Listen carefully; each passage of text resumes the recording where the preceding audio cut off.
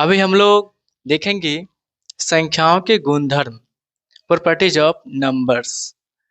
अब इन संख्याओं के गुणधर्म में कौन कौन से संख्याओं के गुणधर्म देखने को मिलेगा, सीखने को मिलेगा, तो वो होगा पूर्ण संख्या, पूर्णांक संख्या, परिमेय संख्या। पूर्ण संख्या 0 से स्टार्ट होता है और पूर्णांक संख्या में माइनस वाले संख्या 0 और प्लस वाले संख्या होते हैं, धनात्मक, ऋणात्मक और शून्य संख्याएं होते हैं।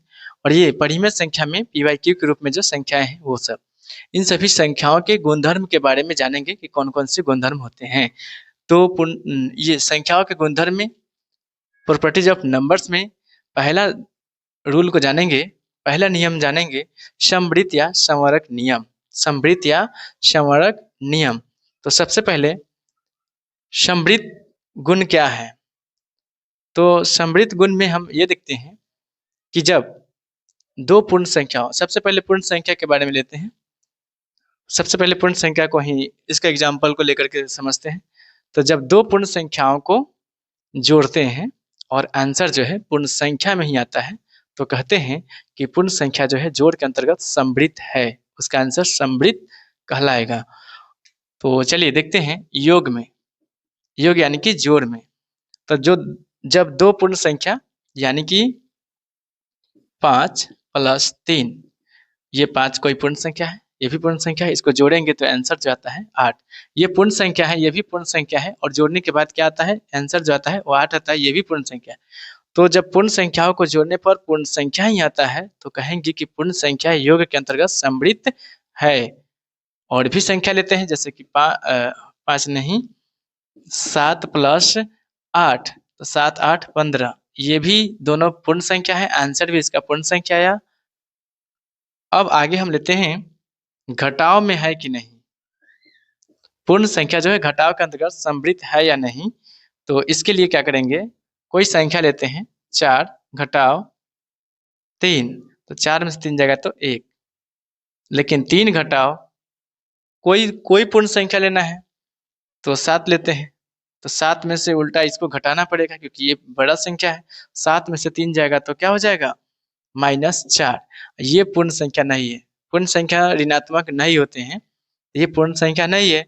तो कह सकते हैं कि पूर्ण संख्या जो है घटाव के अंतर्गत, घटाव को व्यवकलन भी कहते हैं, व्यवकलन के अंतर्गत जो है वो समवृत्त नहीं है, नहीं होते हैं। अब गुना, गुना में देखते हैं कि क्या होता है।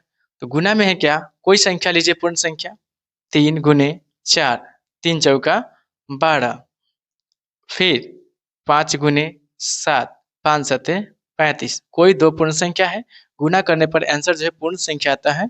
तो कहेंगे कि पूर्ण संख्या जो है गुना के अंतर्गत समवृत्त है, समवृत्त है। भाग के लिए देखते हैं, भाग में क्या होता है इसका, भाग में तो कोई संख्या लेते हैं, दो पूर्ण संख्याएं, 15/3, 15 भाग 3, 3 से इसे भाग देंगे तो 3 × 5 = 15, 5 आता है। दो पूर्ण संख्या को भाग किया आपस में तो 5 आया, जो कि यह पूर्ण संख्या है।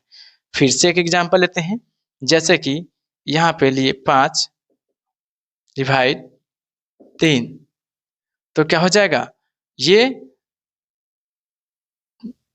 इसको जब भाग करेंगे तो 5/3 आ जाएगा।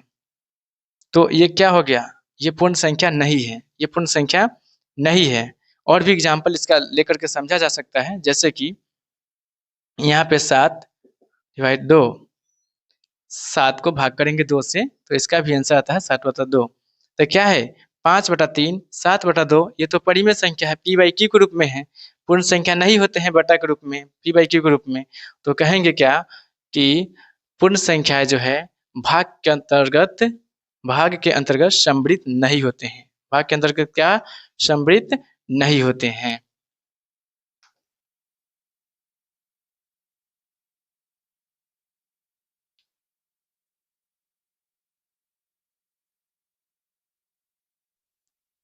चलिए अब हम लोग देखते हैं कि पूर्णांक संख्याओं,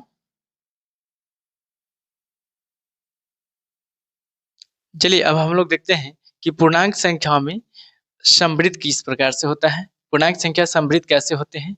तो इसका योग में देखेंगे, अभी पूर्णांक संख्या ले रहे हैं। तो पूर्णांक संख्या में देखते हैं क्या कि दो पूर्णांक संख्या, कोई दो पूर्णांक संख्या लेते हैं, 5 प्लस -3।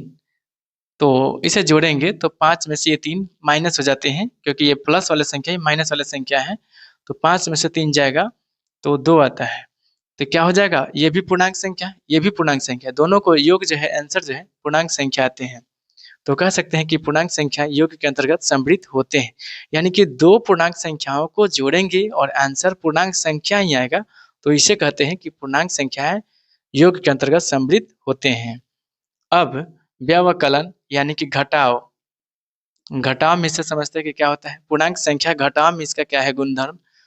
तो जब कोई दो पूर्णांक संख्या लेते हैं, जैसे कि -10, इसमें से घटाना हो 3, तो 10 में से 3 घटाएंगे, लेकिन ये तो माइनस है, ये भी माइनस है। जब एक की जैसा चिन्ह हो तो वो दोनों जुड़ जाते हैं। 10 और 3 हो जाएगा 13, और ये हो जाएगा माइनस में, क्योंकि ये दोनों माइनस वाले संख्या है। तो दोनों संख्याओं को क्या देख रहे हैं कि ये भी पूर्णांक संख्या है, ये भी पूर्णांक संख्या है। यदि घटाते हैं तो इसका आंसर भी पूर्णांक में ही आता है। तो कह सकते हैं कि पूर्णांक संख्याएं घटाव के अंतर्गत, व्यवकलन के अंतर्गत सम्मिलित होते हैं। और भी एग्जाम्पल लेते हैं, जैसे कि 15 घटाव 2, 15 में से 2 जाएगा तो 13। इसके अलावा और भी एग्जाम्पल लेते हैं, 20 घटाव 9, 20 में से 9 जाएगा तो कितना हो जाएगा, 11। ये सभी के सभी पूर्णांक संख्या हैं और इसको घटाने पर आंसर पूर्णांक संख्या में ही आ रहा है। तो कह सकते हैं कि पूर्णांक संख्या जो है ये घटाव के अंतर्गत सम्मिलित होते हैं। पूर्णांक संख्या घटाव के अंतर्गत सम्मिलित होते हैं। गुणा के अंतर्गत क्या होता है ये देखते हैं। तो कोई पूर्णांक संख्या लेते हैं, -5 गुना -6, 5 छक 30, माइनस गुने माइनस प्लस होता है, प्लस चिन्ह लिखिए या नहीं भी लिखिए, इससे कोई दिक्कत नहीं। तो 30 आया, 30 आया, जो कि यह पूर्णांक संख्याएं हैं। ये क्या है, पूर्णांक संख्या, ये दोनों पूर्णांक संख्या है। तो पूर्णांक संख्याओं को जब गुना करें और आंसर पूर्णांक संख्या में ही आ जाए तो कहते हैं कि पूर्णांक संख्याएं गुना के अंतर्गत सम्मिलित होते हैं। अब भाग में देखते हैं कि क्या होता है। कोई पूर्णांक संख्या लेते हैं, जैसे कि 12 डिवाइड 3, तो ये भाग देंगे तो कितना, 3 चौका 12। यदि माइनस ये चिन्ह माइनस में होता है तो आंसर 3 चौका 12 यानी कि 4, माइनस में आंसर आता 4। फिर क्या है,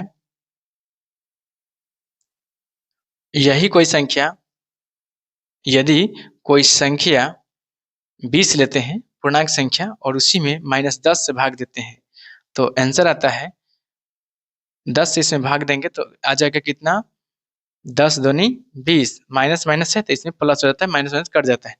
लेकिन और भी है, जैसे कि 4 डिवाइड 5, कोई भी इस संख्या को माइनस कर सकते हैं या नहीं भी, इसी को माइनस कर देते हैं। तो 5 से इसमें भाग देंगे तो आंसर इसका आ जाएगा 4 बटा -5। इस तरीका से आता है, जो कि ये क्या है, पूर्णांक संख्या नहीं, ये भिन्न संख्या है, ये परिमेय संख्या है। तो इसमें क्या पकड़ा जा रहा है कि जब दो पूर्णांक संख्याओं को भाग दे रहे हैं तो पूर्णांक संख्या सब नहीं आ रहे हैं। इसलिए कह सकते हैं कि पूर्णांक संख्या भाग के अंतर्गत सम्मिलित नहीं होती है। पूर्णांक संख्या भाग के अंतर्गत सम्मिलित नहीं होते, क्यों? क्योंकि जब दो पूर्णांक संख्याओं को भाग दे रहे हैं तो आंसर जो है पूर्णांक संख्या नहीं आ रहा है। तो इसे कहेंगे कि पूर्णांक संख्या जो होते हैं वो भाग के अंतर्गत सम्मिलित नहीं होते हैं।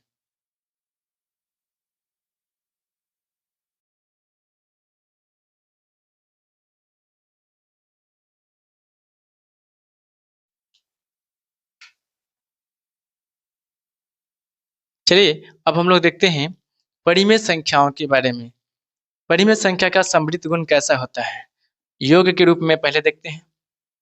तो योग के रूप में क्या है कि 5/2 प्लस 3/4। अब इसे हम लोग जोड़ के देखते हैं। कोई दो परिमेय संख्याओं को जोड़ेंगे, आंसर परिमेय संख्या ही आएंगे, तो उसे कहेंगे कि परिमेय संख्या योग के अंतर्गत है, योग के अंतर्गत सम्मिलित है। यदि नहीं आया तो योग के अंतर्गत सम्मिलित नहीं होगा। तो देखते हैं इससे बना करके, तो आंसर इसका 2 और 4 का एलसीएम होता है 4, 2 दूनी तो 5 दूनी 10, ये प्लस है, 4 एकम तो 3 एकम 3, 10 और 3 13, 13/4। ये दोनों परिमेय संख्या है, ये सभी जो है परिमेय संख्या है और इन दोनों का योग जो है आंसर जो है 13/4, ये भी परिमेय संख्या है।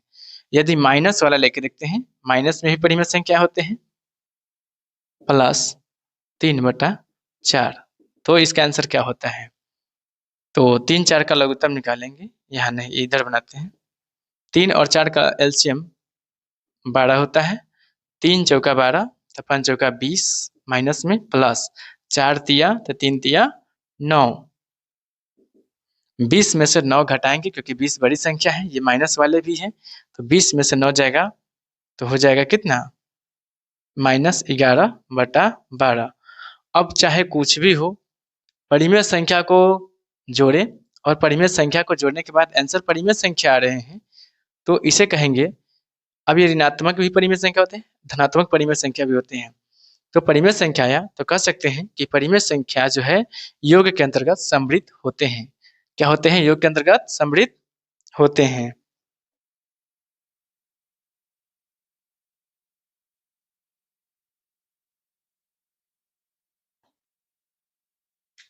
चलिए अब देखते हैं कि परिमेय संख्या का घटाव में क्या है, व्यवकलन में इसका क्या गुण है, सम्मिलित में क्या है, ये सम्मिलित है या नहीं घटाव में। तो घटाव में देखते हैं, कोई परिमेय संख्या लेते हैं 3/4 घटाव 5/7। अब इसको घटाते हैं तो 4 7 का लघुत्तम हो जाएगा 28, 4 सत्ते तो 3 सत्ते 21, घटाओ 7 चौका तो 5 चौका 20, 21 में से 20 जाएगा तो 1/28। ये परिमेय संख्याएं हैं। और भी संख्या लेते हैं जैसे कि -10/7 घटाओ 3/5। अब इसे बनाते हैं तो 7 और 5 का एलसीएम निकालेंगे तो 7 बचे 35, और देखिए 7 बचे तो 10 बचे 50 माइनस में, और ये माइनस चिन्ह है। 5 सत्ते 3 सत्ते 21, तो 50 में से 21 घटाएंगे, लेकिन यहाँ पे क्या है, दोनों चिन्ह एक ही जैसा है इसलिए घटाएंगे नहीं, जोड़ लेंगे। 50 और 21 मिला करके हो जाएगा 71, और ये दोनों माइनस में ही है इसलिए माइनस चिन्ह, और यहाँ पे 35। तो कुल मिला के देख रहे हैं क्या कि दो परिमेय संख्याओं को घटा रहे हैं, तो आंसर जो है परिमेय संख्या ही आ रहा है। तो कह सकते हैं कि परिमेय संख्याओं का व्यवकलन या घटाव, मतलब परिमेय संख्याएं जो है व्यवकलन या घटाव के अंतर्गत सम्मिलित होते हैं। क्या होते हैं? सम्मिलित होते हैं, घटाव के अंतर्गत सम्मिलित होते हैं।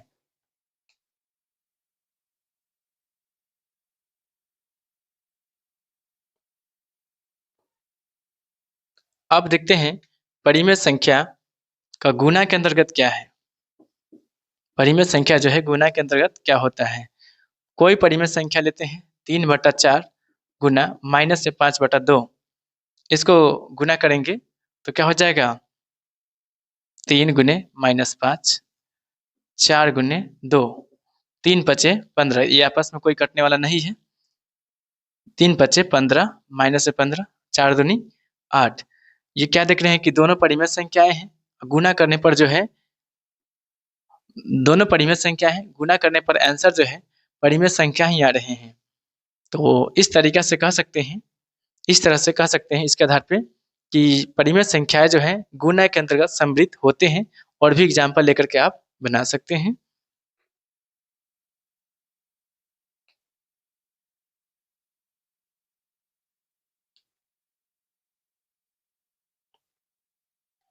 चलिए अब देखते हैं कि परिमेय संख्या भाग के अंतर्गत क्या होते हैं। भाग में ये सम्मिलित होते हैं या नहीं।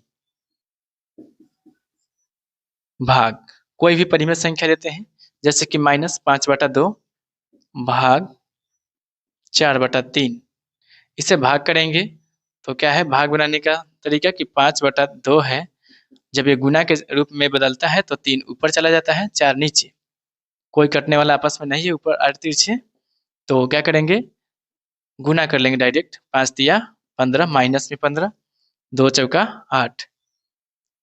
लेकिन एक बार और देखते हैं कि कोई परिमेय संख्या है, 0 भी तो परिमेय संख्या है और इसमें भाग देंगे 1/2 से। तो क्या हो जाएगा कि 0 गुना 2/1, यानी कि गुना करेंगे तो 0 आया आंसर। इसको गुना करेंगे आपस में तो 0 नीचे 1 है, इस तरीका से, यानी कि ये 0 आएगा। फिर क्या देखते हैं, कोई परिमेय संख्या को आपस में भाग देना है तो हम कोई भी परिमेय संख्या ले सकते हैं। जैसे कि एक बार और ये लेते हैं कि 4/2, 4/2 नहीं 4/3 लेते हैं। वो मुख्य रूप से कहे तो सही भिन्न नहीं था, तो 4/3 लेते हैं और 4/3 लेने के बाद इसे हम 0 से भाग करते हैं। तो क्या देख रहे हैं कि 4/3 और गुना, नीचे इसका भी एक छिपा होता है, तो एक ऊपर चला जाएगा, नीचे 0 आ जाएगा।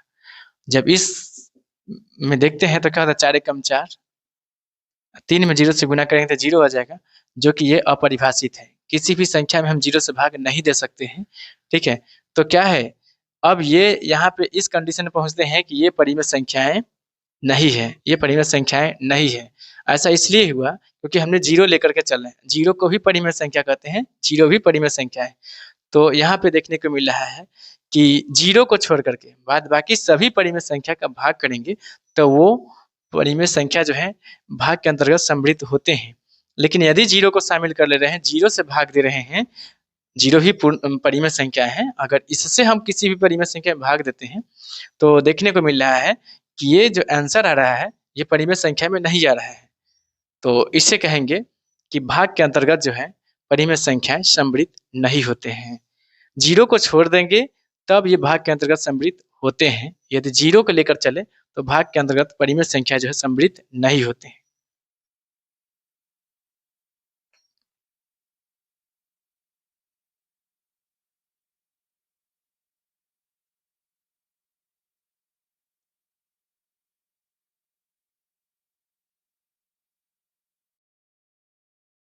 चलिए अब देखते हैं संख्याओं के गुणधर्म, प्रॉपर्टीज ऑफ नंबर्स में दूसरा इसका गुणधर्म क्रम विनिमय नियम। कौन से नियम? क्रम विनिमय नियम, कम्यूटेटिव लॉ। इसमें देखते हैं कि पूर्ण संख्या, पूर्णांक संख्या, परिमेय संख्याओं के लिए क्रम विनिमय नियम जो है योग में, व्यवकलन में, गुणन में और भाग में सत्य है या नहीं है। कैसा होता है क्रम विनिमय नियम? तो ये है कि योग के रूप में देखें, क्रम बाई क्रम इसको जोड़ के देखते हैं। जैसे कि a प्लस बी बराबर b प्लस a, यानी कि a और b को जोड़े या b और a को जोड़े तो इसका आंसर क्या होता है। इसकी जगह कोई पूर्ण संख्या को रख के देखते हैं। जैसे कि 5 प्लस 3, a की जगह हम 5 लेते हैं, b की जगह 3, तो b की जगह क्या लिए हैं 3, a की जगह क्या है 5। तो यहाँ देखने को मिला है कि 5 और 3 को जोड़ेंगे तो 8, 3 और 5 को जोड़ेंगे तो 8, यानी कि संख्या को इस क्रम में जोड़ा जाए या इस क्रम में जोड़ा जाए, आंसर जो है बराबर आते हैं। तो इससे कह सकते हैं कि क्रम विनिमय नियम जो है योग के रूप में जो है, यह जो है पूर्ण संख्या जो है योग के रूप में क्रम विनिमय नियम जो है इसका सत्य है, कि आंसर जो है ये बराबर आ जाते हैं। फिर क्या है, इसका व्यवकलन जो है वो व्यवकलन जो है वो क्रम विनिमय नियम का सत्य नहीं होता है। कैसे? क्योंकि इसका दोनों साइड का जो है आंसर बराबर नहीं आते हैं। घटाओ देखते हैं किस तरह से नहीं आते। जैसे कि कोई संख्या है 5 घटाओ 2 और 2 घटाओ 5 लिखते हैं, तो 5 में से 2 जाएगा तो 3, लेकिन यहाँ 5 में से 2 जाएगा तो -3। ये दोनों का दोनों आंसर जो है बराबर नहीं है। इस तरह से कह सकते हैं कि घटाव के लिए क्रम विनिमय नियम सत्य नहीं है, घटाव का क्रम विनिमय नियम नहीं होता है। गुना, गुना के लिए देखते हैं, कोई संख्या जो है a है, इसको a गुने b या b गुने a के क्रम में गुना करें तो अब आंसर इसका कैसा आता है। जैसे कि 7 गुने b की जगह यहाँ पे कोई संख्या लेते हैं 9, 9 गुने 7, 7 नवा गुना करते हैं, 7 नवा 63 और 9 सते 63, यानी कि इसके क्रम बदलने के बाद भी आंसर जो है सेम सेम आते हैं, बराबर आते हैं। तो कह सकते हैं कि गुना के लिए जो है क्रम विनिमय नियम सत्य है। भाग भाग के लिए भी क्रम विनिमय नियम सत्य नहीं होते हैं। ठीक है, कैसे? जैसे कि भाग जो है 15/3 या 3/15, इसको भाग कर देखते हैं तो 15/3 ये कटेगा तो 3 बचे, यानी कि इसका आंसर जो है 5 आएगा। और ये 3/15 इसको काटेंगे तो 3 के पढ़े में 3 एकम 3 बचे तो 1/5। यहाँ पे देखने को मिला है कि ये 5 है, 1/5 ये दोनों आपस में बराबर नहीं है, इसलिए कह सकते हैं कि क्रम विनिमय नियम जो है भाग के अंतर्गत जो है ये सत्य नहीं है, इसका भाग नहीं बनता। तो क्रम विनिमय नियम में हम लोग समझे कि योग का जो होता है इसका क्रम जो होता है a+b और b+a के क्रम से होता है। गुना के लिए यह सत्य है, इसलिए a गुने b या b गुने a इस क्रम में, यानी कि ये दोनों के दोनों जो है पूर्ण संख्या, पूर्णांक संख्या, परिमेय संख्याएं के लिए गुना का योग इस क्रम में, और ये योग का क्रम जो है इस क्रम में, और गुना का क्रम इस क्रम में जो है सत्य है, यानी कि क्रम विनिमय नियम में वो उसका जो आंसर है वो इस तरीका से आ जाते हैं, दोनों साइड बराबर बराबर।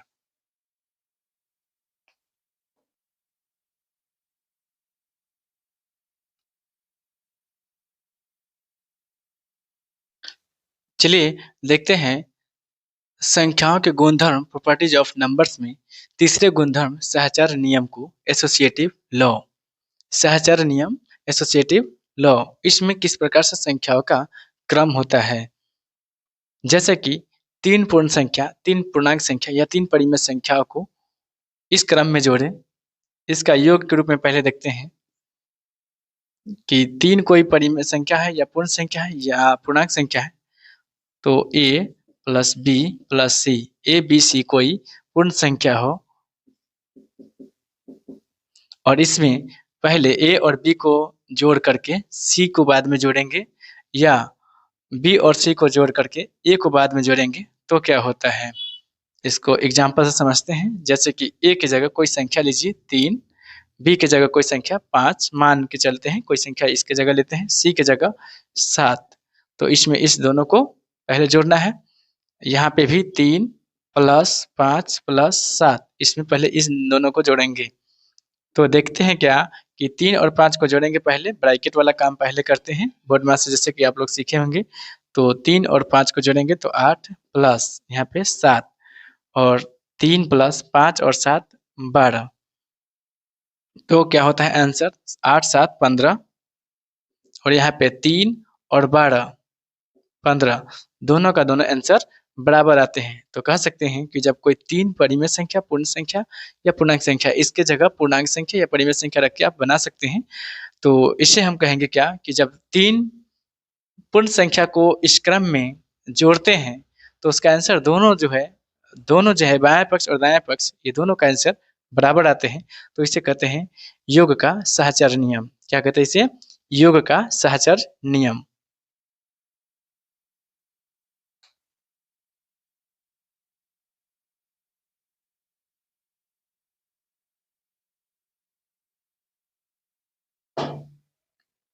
अब देखते हैं सहचर नियम के गुना क्या होता है। इसका व्यवकलन जो है सत्य नहीं है। इसका व्यवकलन जो है, घटाव जो है, इसको दोनों तरफ जो आंसर बराबर नहीं आते हैं, इसलिए हम डायरेक्ट चलते हैं गुना के पास। यानी कि गुना में क्या होता है कि जब कोई 3 पूर्ण संख्या को लेते हैं इसी क्रम में, a गुने b गुने c, और इसमें जो है इन दोनों को पहले गुना करेंगे, बाद में c से गुना करेंगे, इसमें ये इस दोनों को गुना करेंगे, बाद में a से गुना करेंगे, तो आंसर क्या होता है सो देखते हैं। एग्जाम्पल लेते हैं, जैसे a की जगह 7 गुने 2 गुने यहाँ पे 3, इन दोनों को पहले गुना करेंगे, फिर इन दोनों को गुना करेंगे, तो देखते हैं क्या है। 7 दूनी 14 गुने 3, 7 गुने 2 तिया 6, तो देखते हैं कि 14 तिया 42, 7 छक 42, दोनों का दोनों आंसर जो है बराबर आया। यानी कि कह सकते हैं कि 3 पूर्ण संख्याओं का इस क्रम में गुना करने पर दोनों पक्ष यानी कि बायां और दायां दोनों साइड जो है आंसर बराबर आते हैं, गुणनफल जो है बराबर होते हैं, बराबर आते हैं। तो इसे कहेंगे गुना का सहचर नियम, गुना का सहचर नियम। और ये पूर्ण संख्याओं, तीन पूर्ण संख्याओं के लिए सत्य है।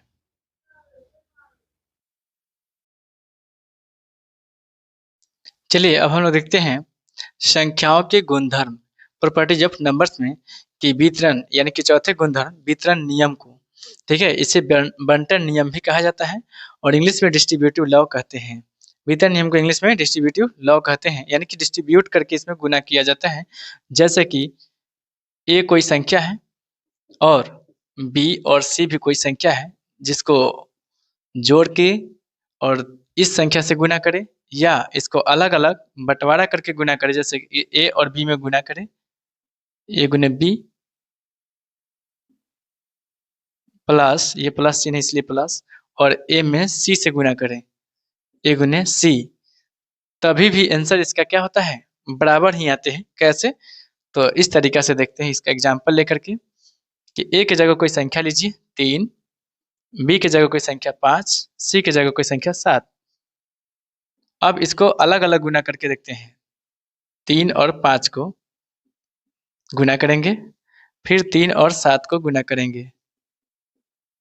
तो देख रहे हैं क्या कि 3 गुने, पहले ब्रैकेट का काम करते हैं, तो 5 और 7 को योग करना है, जोड़ना है, तो 5 और 7 हो जाएंगे 12। और इसको देख रहे हैं कि 3 × 5 = 15 प्लस 3 × 7 = 21। तो क्या हो जाएगा कि 12 × 3 = 36, और इधर देख रहे हैं 15 और 21 को जोड़े तो 5 और 1 6, 1 और 2 3, 36, यानी कि दोनों आंसर जो है बराबर आ जा रहे हैं। इसे कहते हैं वितरण नियम, यानी कि अलग अलग करके गुना करना या एक साथ इसको इस तरीका से गुना करना कि ए हो और गुना बी प्लस सी को जोड़ करके इससे गुना करे, या इसको इससे गुना करके फिर इससे गुना करके और गुना करे, तो ये दोनों का आंसर जो है बराबर आते हैं। चलिए इसको एक और एग्जांपल लेते हैं। चलिए वितरण नियम को हम लोग एक उदाहरण से समझते हैं। जैसे कि एक दुकानदार सुबह में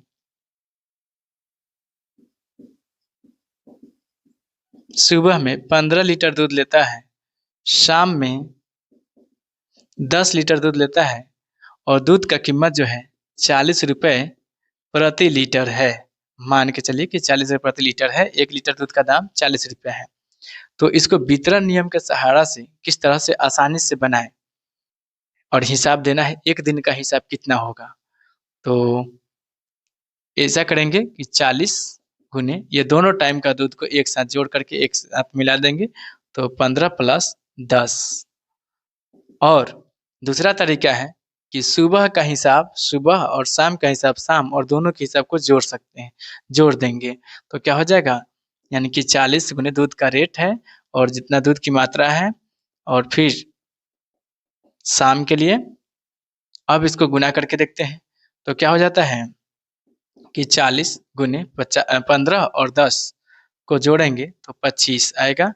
इसको गुना करेंगे तो 15 × 4 = 60, और एक जीरो है तो एक जीरो दीजिए, 4 × 4 यहाँ 0 है,